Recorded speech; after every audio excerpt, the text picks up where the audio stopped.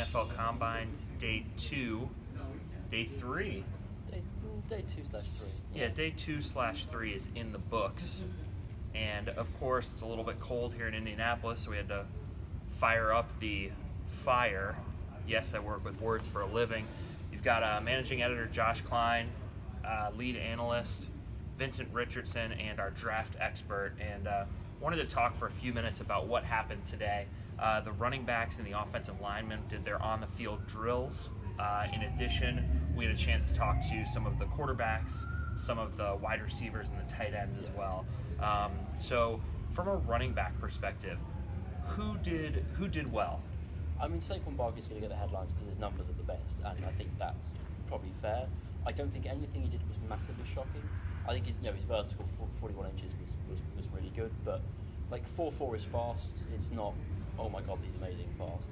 And you know he's an athletic freak. Those aren't the questions. Like, the issues with him are going to be nothing to do with his athleticism. So if he'd run 4.2, you might have gone, wow, that's amazing. But like 4.4 is the second fastest in this class. He is really fast. I don't think that's surprising anymore. And he was already going to be a top 5, top 6 pick. So there's only so far for him to rise up the board. Yeah. Or is there a guy that was able to rise up the board for you? I mean, like, what about Hines from NC State? Hines is a good example of a guy who has risen up. I don't know where his projection was early on. Like, it's beyond like the top 3 rounds at the moment. It's really iffy where guys are actually predicted to go, just because people vary so much. Sure. But he was probably a late day 3 pick, and he's probably now a high day 3 pick. Because when you run, none of the times today were particularly fast for running backs, but 4.38 is the fastest. It's quick. He isn't going to be a starting running back. He's going to be that sort of rotation scat back type guy, and he's probably now made himself as a serious contender as actually a good scat back rather than just somebody. Well, that's good news for him. The other guys on the field were offensive linemen. So from an offensive lineman standpoint, the thing that I really want to focus on, or not focus on, but we got to talk about Orlando Brown. He came in as a first-round prospect. Yeah.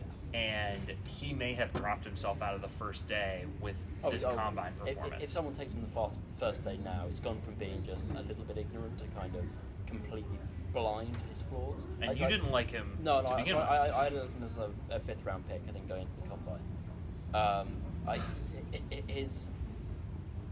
His flaws are really significant. Like, he is unbelievably powerful, and you can see on his tape and you immediately go, my god, that man's pushing people backwards like they're not there.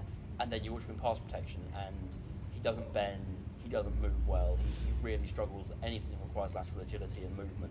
And that was kind of what was borne out. And his lower body is not good. His upper body is great, and his lower body is terrible. And that was borne out today. The things that involve the leg pressure, so vertical and broad jumps, were awful. His 40 was terribly poor. Right. His 3-cone actually wasn't as bad as I thought it might be. Hey, good news. Yeah. I mean, it's still not great, but it wasn't terrible. So to put these in perspective, he had the 5th slowest 40-yard dash in the history of the combine. He ran only 0.15 seconds faster than Rich Eisen did last year. Now, Rich Eisen was wearing a suit and is a man in his 40s who's a commentator. Orlando Brown is supposed to be a first-round tackle. Yeah, he's not a first-round tackle. Not anymore. And it's not just... There are guys who, like, the running backs, the guys who've done badly at running back have largely not done awfully, they've just not done as well as they would have liked. So, like, guys like Mark Walton will possibly have the worst day just because his numbers were mediocre and he needed a big day, and Ronald Jones' injury is different. But Orlando Brown had a genuinely terrible day today, and that's going to really hurt his He really did. What were some of the other ones? He had the second worst vertical jump in history. Third worst. It just his numbers were staggeringly bad at the combine. He had a 19.5-inch vertical, an 82-inch broad, and around a 5.85 40. That's not good. I'm not a huge athletic person, but I could probably beat all 3 of those. Maybe. I certainly could not, but but there's a reason why I take up 3/4 of the frame here, and you're just on that side. So from an offensive lineman perspective, obviously Orlando Brown moved down. Yeah. Who moved up?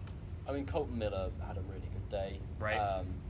I don't think he's a definite first round pick. I think there are still. He only played left tackle for a year.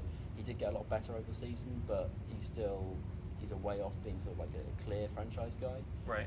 But his numbers were very good. You know, he would impress. Teams will look at him more as He had the longest broad jump in the history of the combine for an offensive lineman.